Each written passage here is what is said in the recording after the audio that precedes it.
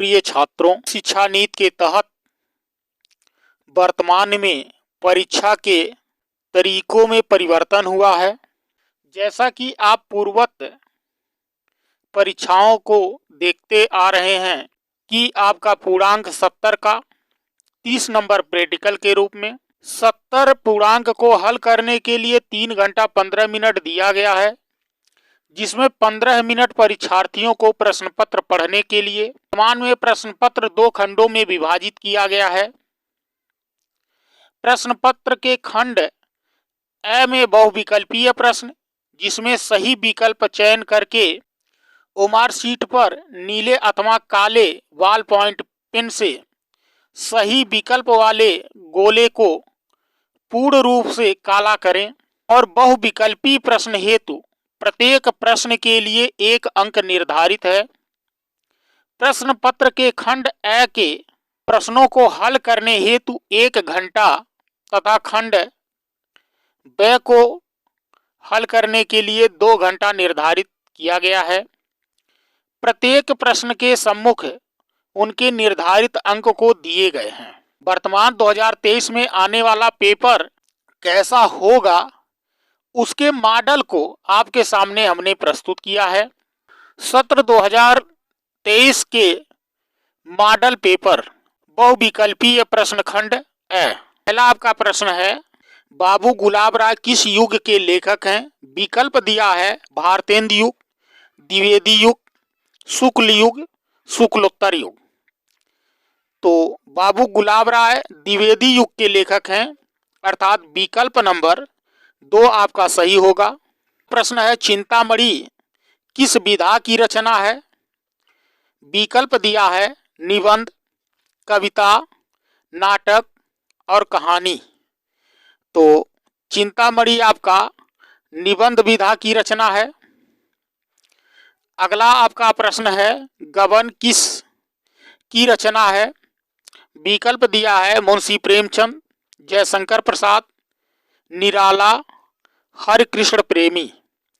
तो गबन आपका मुंशी प्रेमचंद की रचना है। अगला प्रश्न आपका है, शुक्ल युग की समय अवधि क्या है? विकल्प आपका दिया है 1936 से 1943, 1919 से 1938 तक, 1900 से 1918 तक, उपरोक्त में से कोई नहीं।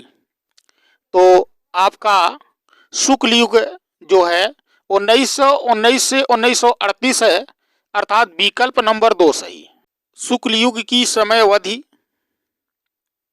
है, पहला विकल्प दिया 1936 से 1943। अगला है 1919 से 1938 तक। अगला है 1900 से 1918 तक। अगला है उपरोक्त में कोई नहीं। तो शुक्ल युग की समय अवधि है 1919 से 1938 तक, अर्थात विकल्प नंबर 2 सही। नीर का निर्माण फिर किस विधा की रचना है?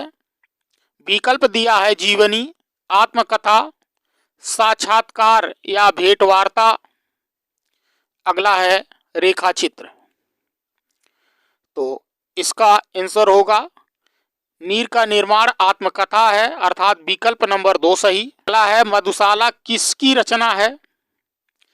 लेखक का नाम दिया है रामधारी सिंह दिनकर, विकल्प में हरिऔध, हरिवंशराव बच्चन, सुमित्रा नंदन पंत।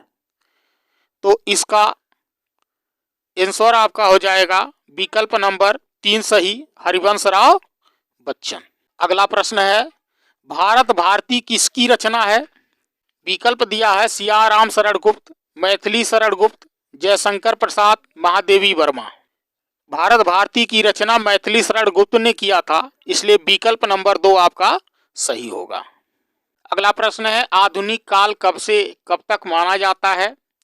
विकल्प में दिया है 1843 से अब तक, 1643 ईस्वी से 1843 तक, सन 1918 से 1936 तक, 1936 से 1943 ईस्वी तक। आपका विकल्प सही है पहला 1843 से अब तक, अगला प्रश्न है मतीराम किस युग के कवि हैं? आपका विकल्प दिया है आधुनिक काल, आदिकाल, भक्तिकाल और रीतिकाल। मतीराम जो है रीतिकाल के कवि हैं, अर्थात विकल्प नंबर 4 सही। अगला प्रश्न है हास्य रस का अस्थाई भाव क्या है? विकल्प दिया है शोक, हास, रति, निर्वेद। हास्य रस का अस्थाई भाव आपका होगा हास ही, इसलिए विकल्प नंबर 3 सही होगा। अगला प्रश्न है 12वां तोहत ओढ़े पीतपत श्याम सलोने गात मनो नीलमण शैल पर आतप परियो प्रकाश। उपरोक्त पंक्ति में कौन सा अलंकार है? अलंकार का नाम दिया है उपमा अलंकार, उत्प्रेक्षा अलंकार, रूपक अलंकार, सलेश अलंकार। उत्प्रेक्षा अलंकार, विकल्प नंबर 2 सही। अगला प्रश्न है रोला छंद में कुल कितने चरण हैं? विकल्प दिया है 3, 4, 2 और 5। तो रोला में कुल 4 चरण होते हैं, अर्थात विकल्प नंबर 3 सही है। आकर्षण शब्द में किस उपसर्ग का प्रयोग किया गया है? वी, मान, अक, आ। आकर्षण में आधन कर्षण अर्थात आ, अर्थात विकल्प नंबर 4 सही। प्रत्यय के कितने भेद हैं?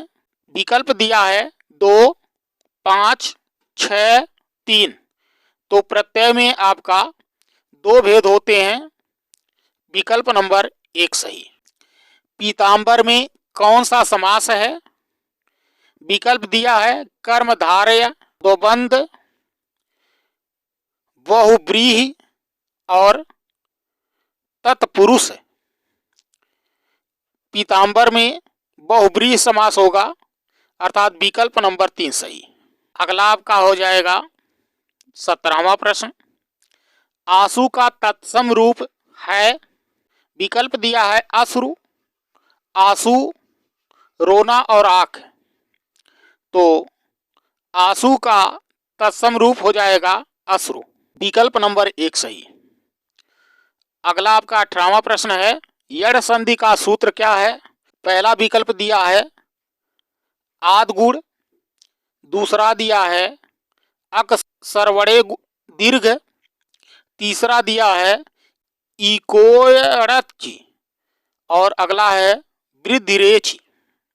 तो इसमें से सही आपका हो जाएगा इको येड़ाची, अर्थात विकल्प नंबर 3 सही। 19वां प्रश्न है फलस शब्द का वचन एवं विभक्ति लिखिए। विकल्प में दिया है षष्ठी विभक्ति एक वचन, सप्तमी विभक्ति द्विवचन, षष्ठी विभक्त बहुवचन, चतुर्थ विभक्त बहुवचन।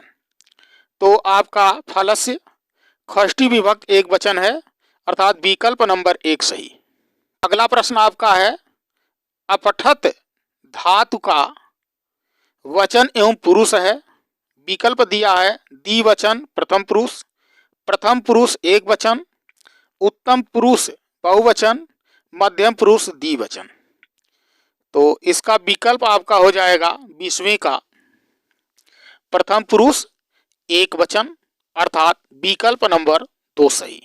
आपके 20 नंबर के क्वेश्चन इसी प्रकार से बहुविकल्पीय दिए जाएंगे, जिसे आपको 1 घंटे के अंदर पूर्ण करना होगा। शेष खंड ख आपको अगले दिन हम हल कराएंगे। आप इसे लाइक, सब्सक्राइब एवं शेयर करें।